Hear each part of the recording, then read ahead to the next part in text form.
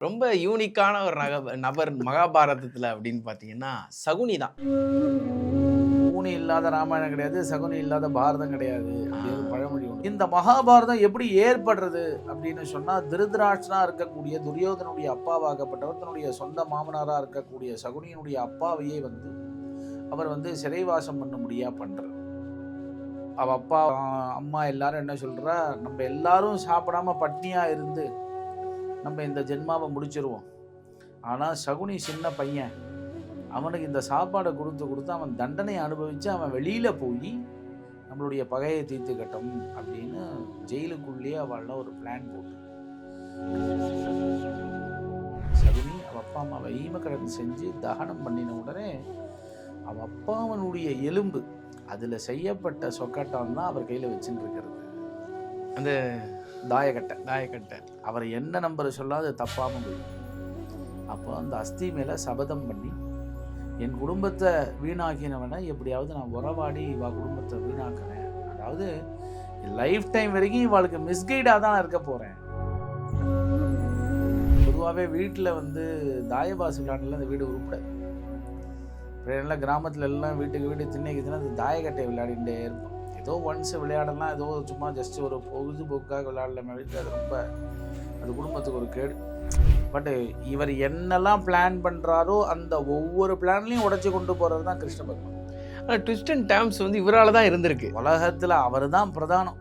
அந்த மாதிரி இவா எல்லாரும் இந்த மாதிரி ஒரு ட்ராக் மாறி போகிறதுக்கு சகுனியாகப்பட்டவர் தான் ரொம்ப ஒரு பெரிய ஒரு காரணமாக இருக்கார். அதனால் கடைசியில் 127 வருஷம் 7 மாதம் இந்த பூமியை ஆண்டுட்டு கிருஷ்ண பகவான் கிளம்பி போகிறார். லாஸ்ட் வில்லேஜ் ஆஃப் இதுன்னு போட்டிருப்பான், இந்தியான்னு போட்டிருப்பான். அதான் மனாகிரம். அந்த ஒரு டீ கடை இருக்கும். நீங்கள் அந்த இதில் இமேஜில் போய் பார்த்தீங்கன்னா தெரியும், விக்கிபீடியாவில். அங்கேருந்து தான் இவெல்லாம் இந்திய பருவத்தை நோக்கி கிளம்புறான். கிருஷ்ணர் இல்லாத ஊரில் நம்மளும் இனிமேல் இருக்கக்கூடாது அப்படிங்கிறதுக்காக தான் கடைசியில் சகுனியும் யுத்தத்தில் தன்னுடைய வாழ்க்கையை முடிச்சுக்கிறார். அவன்கிட்ட ஒரு நல்ல விஷயங்கள் எடுத்துக்கணும். அப்பா அம்மாவுக்கு ஒருத்தன் கேடு விளைவிச்சான்னா அவனை நம்ம எப்படின்னா அவனை ட்ராக் பண்ணி நம்ம இது பண்ணணுங்கிறத தெரிவிச்சிருக்கக்கூடிய ஒரு கேரக்டர் சகுனி கேரக்டர். விஷ்ணுவை பூஜிச்சுண்டு பரமேஸ்வரனை திட்டுறவனும் சரி, பரமேஸ்வரனை பூஜிச்சுண்டு விஷ்ணுவை திட்டுறவனும் சரி, இவன் 2 பேருமே சூரிய சந்திரன் இருக்கிற வரைக்கும் நரகத்தை போய் அடைவாங்கிறது.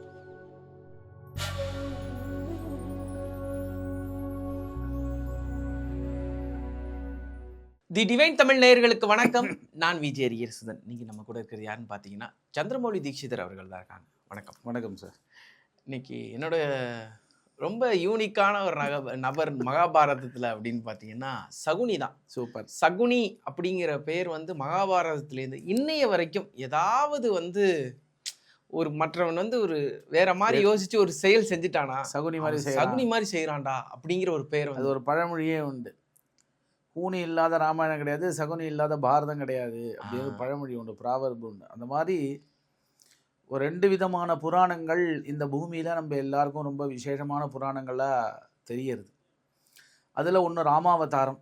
அதில் இந்த ராமாயணம் அது கிட்டத்தட்ட 11,000 வருஷம் பூமியை ராமராகப்பட்டவர் ஆண்டு கடைசியில் வைகுண்டத்துக்கு போய் சேர்றார் அப்படின்னு ராமாயணத்தினுடைய ஒரு சாரம். 7 காண்டங்கள் சொல்லப்பட்டிருக்கு. அதுக்கு அடுத்தாப்பில் கிருஷ்ணாவதாரத்தில் மகாபாரதம். எப்படி ராமாயணம் 24,000 ஸ்லோகம்னு சொல்கிறோமோ அந்த மாதிரி மகாபாரதம் கிட்டத்தட்ட 1.25 லட்சம் ஸ்லோகங்கள் இருக்குது. அந்த மகாபாரதத்தில் ரொம்ப எல்லா விதமான கேரக்டருமே நம்ம வாழ்க்கைக்கு ஒரு எடுத்துக்காட்டான ஒரு கேரக்டராக இருக்கும். இப்போ ஒவ்வொரு கேரக்டர்ஸை நீங்கள் போய் பார்த்தீங்கன்னா, அதாவது இப்படி இருந்தால் நம்ம இப்படி இருக்கலாம் அப்படிங்கிறப்பல நம்மளுக்கு அந்த கேரக்டரை சொல்லி கொடுக்கும். அந்த மாதிரி ரொம்ப ஒரு பெக்யூலியரான ஒரு கேரக்டர் அப்படின்னு சொன்னால் அது சகுனி கேரக்டர் தான். என்னத்தினால சகுனி ரொம்ப பேசப்படுறார் அப்படின்னு சொன்னால், மகாபாரத யுத்தம் வரத்துக்கு பலவிதமான காரணங்களில் ஒரு காரணமாக இருக்கார் இந்த சகுனி. இந்த சகுனிங்கிற கேரக்டர் யார் ஆக்சுவலாக அப்படின்னு பார்த்தா, கௌரவர்கள், அதாவது துரியோதனன் போன்றவர்களுக்கு சொந்த தாய் மாமாவாக விளங்கக்கூடியவர் தான் இந்த சகுனி. இவருக்கு இந்த காந்தார தேசம், அதாவது இப்போ அட் ப்ரெசண்ட் அதை காபுல் அப்படின்லாம் சொல்கிறார், அந்த மாதிரி ஒரு இடத்துக்கு அந்த தேசத்தினுடைய ஒரு இளவரசராக தான் அவர் வலம் வரார்.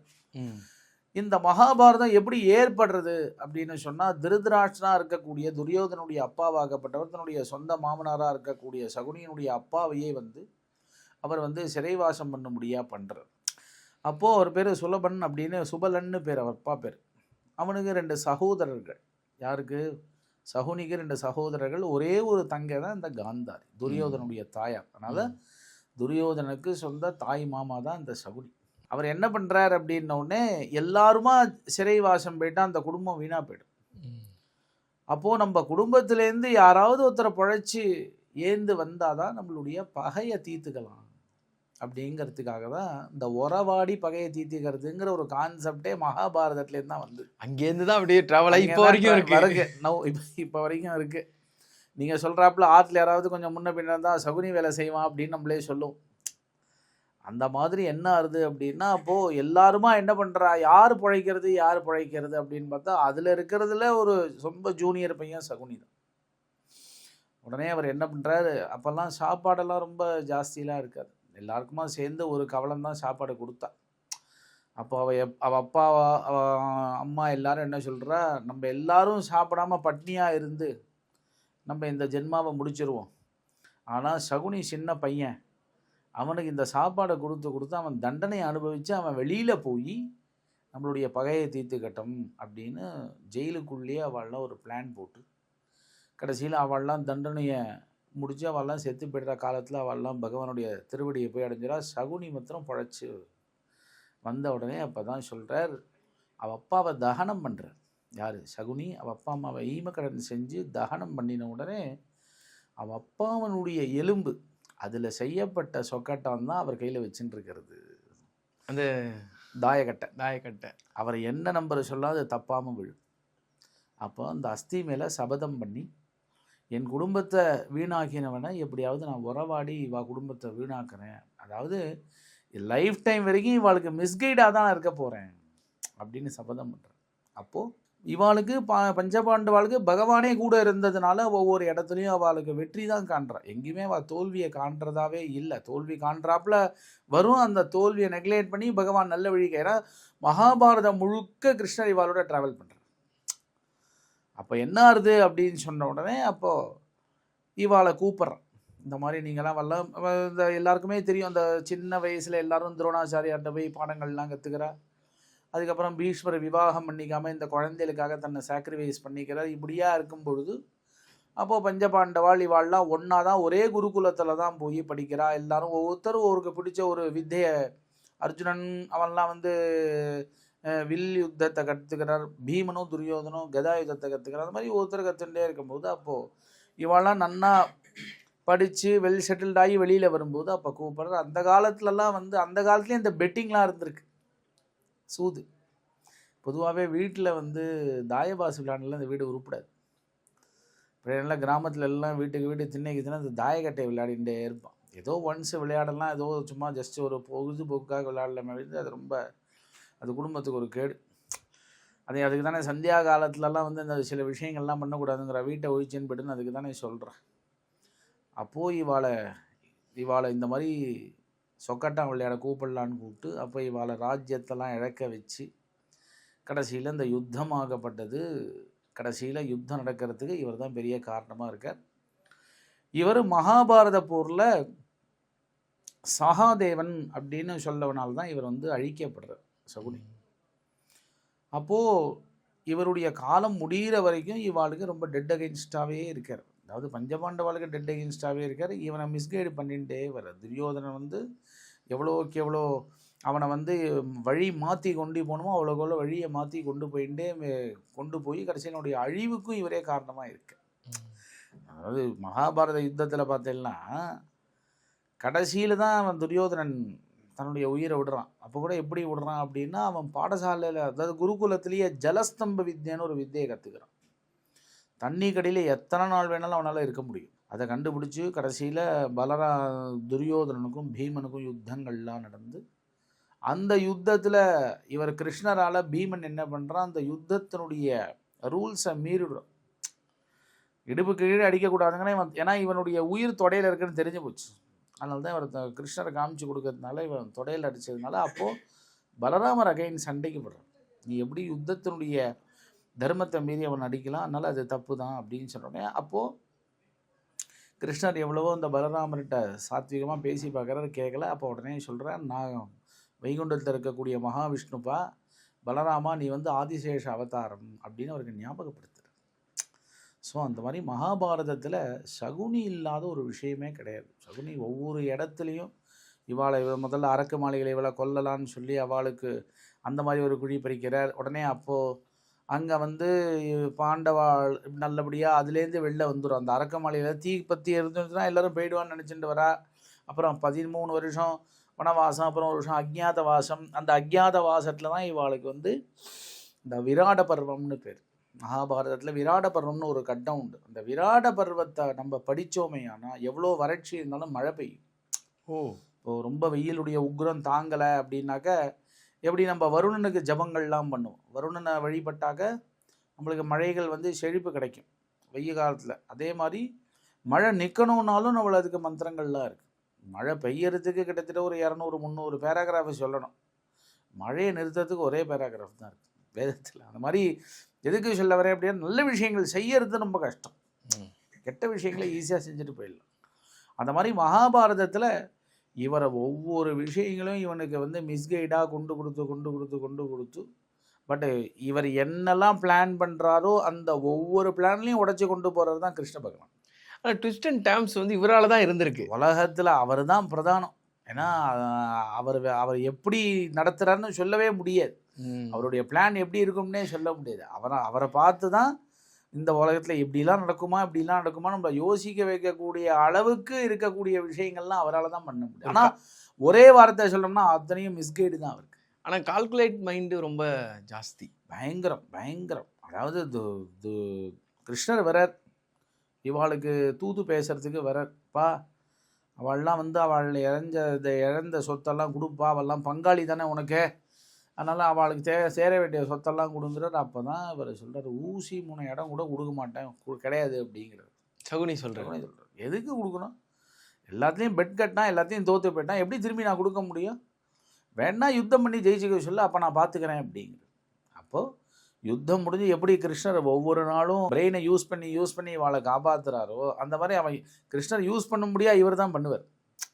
ஏன்னா இவர் ஏதாவது ஆப்பரண்ட்டாக பண்ணாதானே இவருக்கு வேலை செய்ய தோணும், எதிரி ஏதாச்சும் பண்ணாதானே இவருக்கு வேலை தோணும். அதனால் மகாபாரதத்தில் அந்த மாதிரி இவா எல்லாரும் இந்த மாதிரி ஒரு ட்ராக் மாறி போகிறதுக்கு சகுனியாகப்பட்டவர் தான் ரொம்ப ஒரு பெரிய ஒரு காரணமாக இருக்கார். அதனால் கடைசியில் 127 வருஷம் 7 மாதம் இந்த பூமியை ஆண்டுட்டு கிருஷ்ண பகவான் கிளம்பி போகிறார். அதாவது இன்றைக்கும் அந்த மனா கிராமம்னு கேள்விப்பட்டிருக்கலாம், இந்த ஹிமாச்சல் பிரதேசத்தில் இருக்குது. இந்த லாஸ்ட் வில்லேஜ் ஆஃப் இதுன்னு போட்டிருப்பான், இந்தியான்னு போட்டிருப்பான், அதான் மனா கிராமம். அந்த ஒரு டீ கடை இருக்கும், நீங்கள் அந்த இதில் இமேஜில் போய் பார்த்தேன்னா தெரியும், விக்கிபீடியாவில். அங்கேருந்து தான் இவெல்லாம் இந்திய பருவத்தை நோக்கி கிளம்புறான். கிருஷ்ணர் இல்லாத ஊரில் நம்மளும் இனிமேல் இருக்கக்கூடாது அப்படிங்கிறதுக்காக தான் கடைசியில் சகுனியும் யுத்தத்தில் தன்னுடைய வாழ்க்கையை முடிச்சுக்கிறார். சகாதேவன் அப்படிங்கிறவர் தான் இந்த யுத்தத்தில் வந்து சகுனியை வதம் பண்ணி இந்த மகாபாரத போரில் இவெல்லாம் ஜெயிச்சு கொடியை நிலநாட்டினா அப்படின்னு இந்த மகாபாரதத்தினுடைய ஹோல் சரித்திரமும் நம்மளுக்கு ரொம்ப விசேஷமாக சொல்லப்பட்டு. ஆனால் கிருஷ்ணருக்கு தெரியும், கிருஷ்ணருக்கு தெரியும் சகுனி என்ன யோசிக்கிறாருங்கிறது கிருஷ்ணருக்கு மட்டும்தான் தெரியும். அதனால தான் அவருக்கு ஜெகத் ரக்ஷகன்னு பேர். நீ மனசில் என்ன நினச்சிருக்கேன்னு அவரால் அனலைஸ் பண்ணி சொல்லிட முடியும். அதாவது துரியோதனன் துரியோதனும் அர்ஜுனனும் 2 பேரும் நேராக போகிறா. யார்கிட்ட? கிருஷ்ணர்கிட்ட போகிறா. எதுக்கு கிருஷ்ணர்கிட்ட போகிறா அப்படின்னா, அந்த துரியோதனன் என்ன பண்ணுறான், கிருஷ்ணா எனக்கு ஒன்ட்டு இருக்கக்கூடிய ஆல் கைண்ட்ஸ் ஆஃப் வெப்பன்ஸையும் என்கிட்ட கொடுத்துருங்கிறான். ஓகேங்கிறார். ஆனால் இவா ரொம்ப சாத்விகமான சொல்ல, கிருஷ்ணா நீ என்னோட இருந்தால் எங்களுக்கு யுத்தம் ஜெயிச்சாப்ல அப்படின்னு சொல்லி ஒவ்வொரு இடத்துலையும் இவளை காப்பாற்றிகிட்டே போகிறவர் தான் கிருஷ்ணர். இல்லைனா இன்றைக்கி இவாளால் ஒன்றும் மேனேஜ் பண்ண முடியாது. அதுக்கு தகுந்தாப்புல இவாளும் பகவான் அப்படி நம்பினான். ஒவ்வொரு இடத்துலையும் பகவான் உத்தர தான் எங்களை காப்பாற்றணும் அப்படிங்கிறதுக்காக தான் இவா பகவானை முழுசாக நம்பினா. அதாவது முழுசாக நம்பிட்டா பகவான் கைவிட மாட்டார் அப்படிங்கிறதுக்கான ஒரு புராணம் தான் அந்த மகாபாரதம்ங்கிறதும். பகவானை முழுசாக நம்பிட்டா நம்மளை கைவிட மாட்டார் அப்படிங்கிறதுக்காக ஒரு எடுத்துக்காட்டாக தான் ஒரு பதிவிரதை அப்படிங்கிறத எடுத்துக்காட்டாக இருக்கிறதுக்கு உண்டான ஒரு புராணம் தான் இந்த ராமாயணம். அது பொதுவாக சொல்லுவா, ராமாயணம் பொண்ணுக்கு ஆசைப்பட்டது, மகாபாரதம் மண்ணுக்கு ஆசைப்பட்டது அப்படின்னு சொல்லுவா. அதில் கூட இந்த யுத்தத்தில் பகவத்கீதை பகவத்கீதை தோன்றும் போது அதுதான் கேட்குறான்.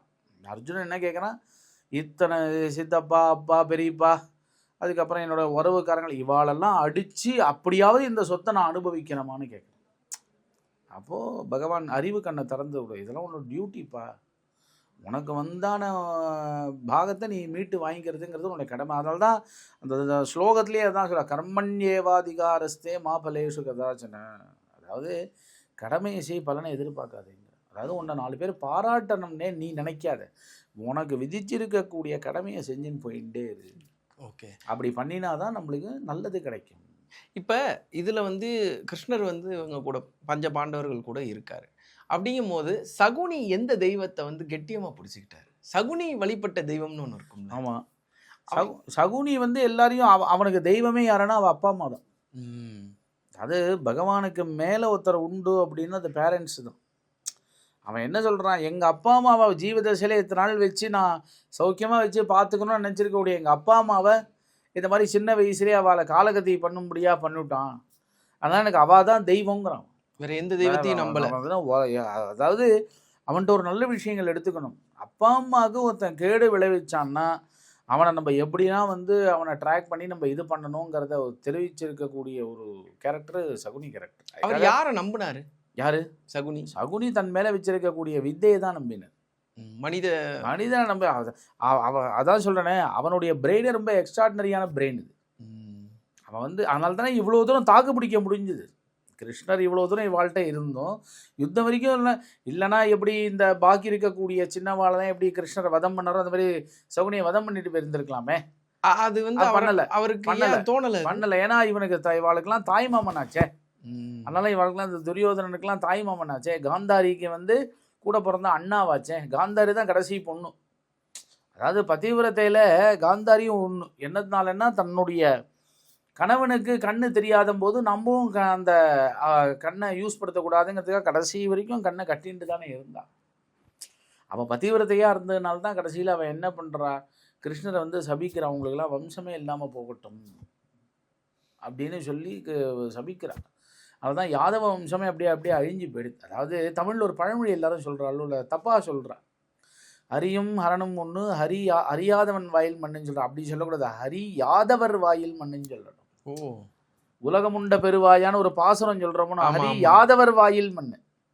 கிருஷ்ணர் யாதவ வம்சம், அதனால தான் அவர் வாயில பார்த்தா உலகம் முழுக்க தெரிஞ்சுது. அதான் ஹரியும் ஹரனும் ஒன்று, ஹரி யாதவர் வாயில் மண்ணு. அதே மாதிரி தான் மகாபாரதத்துலேயும் பரமேஸ்வரன் என்ட்ரி இருக்குது. அதான் சொல்கிறேனே, அதுக்கு ஒரு ஸ்லோகம் ஒன்று பொறுமையாக சொல்லுவோம் அந்த பாகவதாலாம். அதாவது விஷ்ணுவை பூஜிச்சுண்டு பரமேஸ்வரனை திட்டுறவனும் சரி, பரமேஸ்வரனை பூஜிச்சுண்டு விஷ்ணுவை திட்டுறவனும் சரி, இவன் 2 பேருமே சூரிய சந்திரன் இருக்கிற வரைக்கும் நரகத்தை போய் அடைவாங்கிறது. அந்த பேதமே பார்க்கக்கூடாது. அதுக்கு தான் நம்ம இந்த திருநெல்வேலி தாண்டி போனேன்னா இந்த சங்கரங்கோயில்னு ஒரு ஊர் இருக்குது. அந்த ஊரில் பார்த்தீங்கன்னா சுவாமி பேர் சங்கர நாராயணன்னு பேர். சங்கரன்னா சிவன், நாராயணன்னா பெருமாள். 2 பேரும் இருக்கக்கூடிய ஒத்த உருவம் தான் அந்த சங்கரநாராயணன். கோமதி அம்மன் கோயில் ரொம்ப விசேஷமாக அந்த ஊரில் இந்த புத்து மணல்லாம் எடுத்துன்னு வருவார். அதாவது அந்த மாதிரி நிறைய விஷயங்கள் மகாபாரதத்தில் சகுனியால் தான் இவ்வளோ விஷயங்கள் நம்மளுக்கு நடந்திருக்கு. சகுனி இல்லைன்னா மகாபாரதமே இல்லை. தான் சொல்லணேன், கூனி இல்லாத ராமாயணம் கிடையாது, சகுனி இல்லாத மகாபாரதம் கிடையாதுன்னு சொல்லி முடிச்சிருவாங்க. ஓகே, சகுனியை பற்றி பல தகவல்கள் சொன்னீங்க. சகுனி இல்லைன்னா மகாபாரதமே இல்லைங்கிறது எனக்கு இப்போ தான் தெரியும். உங்களுடைய வார்த்தைக்கும் உங்களுடைய நேரத்திற்கும் நன்றி சார். நன்றி சார்.